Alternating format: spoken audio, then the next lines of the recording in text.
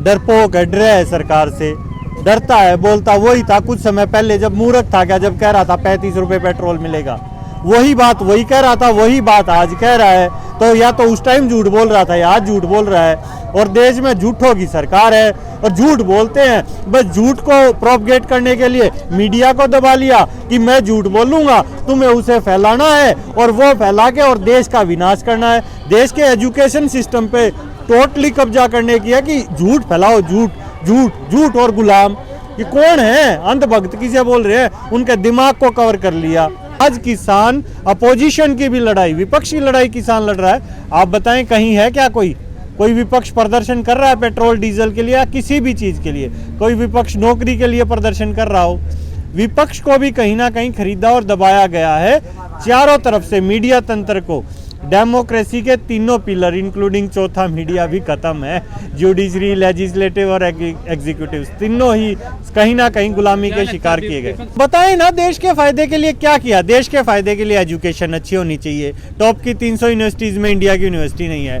देश के फायदे के लिए एजुकेशन को इंडिपेंडेंस होनी चाहिए। आप JNU में ये अपने गुंडे भेज देते हो। देश के फायदे के लिए किसानों की बात सुननी चाहिए क्योंकि 70% आबादी किसानों की है और देश ही किसान चल रहा है। उसमें से 85% मार्जिनल फार्मर है, लेस देन 5 एकड़ है। और वो किसान आज यहाँ पर जो इतना गरीब है, जिसको उभारने की बात करते हैं, वो आज किसान यहाँ रोड पे बैठा सबको खाना खिला रहा है। छात्र जो है वो आंदोलन कर रहे हैं, अभी जंतर मंतर पर प्रदर्शन कर रहे हैं। किसान यहाँ गाजीपुर बॉर्डर पर बैठे हैं और सरकार जो है वो पश्चिम बंगाल में व्यस्त है। अभी छात्रों की आपने सुनी, भाई ने बताया कि यहाँ पर कुछ भी रिसर्च को नहीं दिया जा रहा है। और सच्चाई है जो ये बात कह रहे हैं कि शिक्षा जो है वो सवालों को जवाब देती है और सवाल जिसको पूछते हैं उसको अंदर डाला जा रहा है। अब मैं आपसे ही पूछता हूँ, अभी रिसर्च कितनी है हिंदुस्तान के अंदर? आज आप गेहूँ कौन सा बढ़िया बताते हैं? गेहूँ बढ़िया कौन सा है आज के समय? बताएं आप, आपको पता है क्या? नहीं पता तो मैं बताता हूँ। गेहूं या चावल बताएं कौन सा अच्छा है? बासमती। बासमती की कौन सी वैरायटी? दोनों ही बता देता हूँ मैं। बासमती B373 और गेहूं 306। अभी भाई ने बिल्कुल सही आवाज़ उठाई थी। दोनों ही वैरायटीज राव रामधन हुड्डा की डेवलप की हुई है।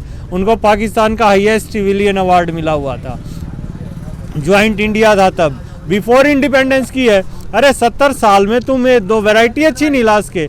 बताओ ना कौन सी वैरायटी, आप बताएं। आप जागरूक हैं, पत्रकारिता से हैं, तो रिसर्च को कहीं ना कहीं मारा गया। रिसर्च का कहाँ बजट है? सही में इजराइल आ गया? इजराइल कब बसा है? इजराइल कब आया है?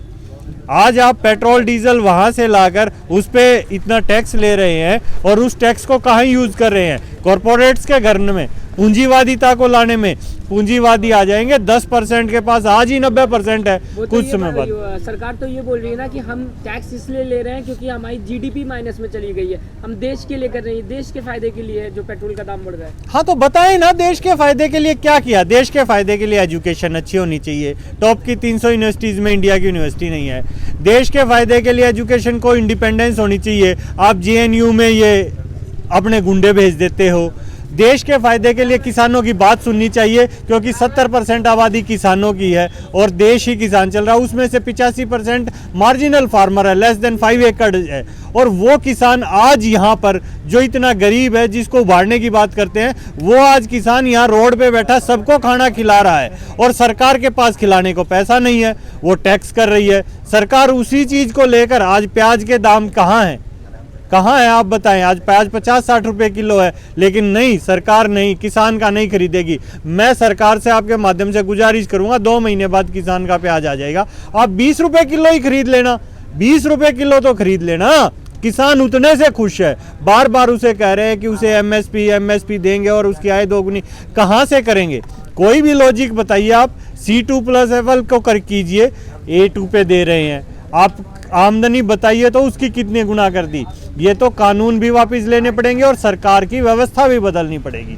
आज किसान अपोजिशन की भी लड़ाई, विपक्ष की लड़ाई किसान लड़ रहा है। आप बताएं कहीं है क्या कोई विपक्ष प्रदर्शन कर रहा है पेट्रोल डीजल के लिए या किसी भी चीज के लिए? कोई विपक्ष नौकरी के लिए प्रदर्शन कर रहा हो? विपक्ष को भी कहीं ना कहीं खरीदा और दबाया गया है चारों तरफ से। मीडिया तंत्र को, डेमोक्रेसी के तीनों पिलर इंक्लूडिंग चौथा मीडिया भी खत्म है। जुडिशरी, लेजिस्लेटिव और एग्जीक्यूटिव तीनों ही कहीं ना कहीं गुलामी के शिकार किए गए। सिर्फ चुनाव लड़ने के लिए है क्या? विपक्ष चुनाव लड़ने के लिए, विपक्ष सत्ता पक्ष की कठपुतली है। विपक्ष को सत्ता पक्ष के अंदर रखा गया है। आज हरियाणा में सरकार है, अलायंस की सरकार है। दुष्यंत चौटाला इस्तीफा क्यों नहीं देते? सरकार गिर जाएगी। दुष्यंत चौटाला ने तो विपक्ष के नाम से वोट मांगी थी।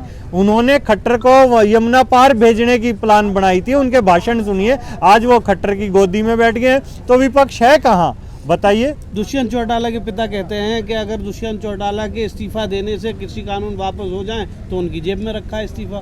तो दे देना इस्तीफा, जेब में रखा हुआ काम थोड़ी आएगा। अब तो वापिस जेल में जा लिए, उस इस्तीफे ने गाल के वे जेल में पहुंच लिए वापिस, ना तो बाहर दे जाते, जेल से देंगे क्या इस्तीफा? और पिताजी का थोड़ी है, एक पद की गरिमा रखो। तुम पार्टी पॉलिटिक्स के अंदर परिवार को मत दो। अरे पिता अपने घर पे है यार, वो प्रदेश का डिप्टी सीएम है, प्रदेश की जिम्मेदारी लेने या उसका पिता लेगा? अपने पिता को बना दे डिप्टी सीएम, बना दे। अगर यही है, इस परिवारवाद पूंजीवाद के खिलाफ ही किसान लड़ रहा है और किसान की बहुत बुरी हालत है, तभी किसान सड़कों पर है।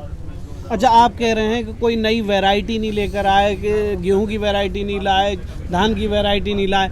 अभी कृषि कानून लेकर आए हैं, कृषि क्षेत्र में रिफॉर्म की तैयारी है। आगे वो सीड बिल भी लाने को कह रहे हैं, फर्टिलाइजर बिल भी आएगा, ये भी पाइपलाइन में है, राकेश टिकैत जी कहते हैं। तो आएगा तभी तो वो कुछ ना कुछ चेंज करेंगे, कहीं से लाएंगे। हाँ बिल्कुल आएगा, उसको समझे।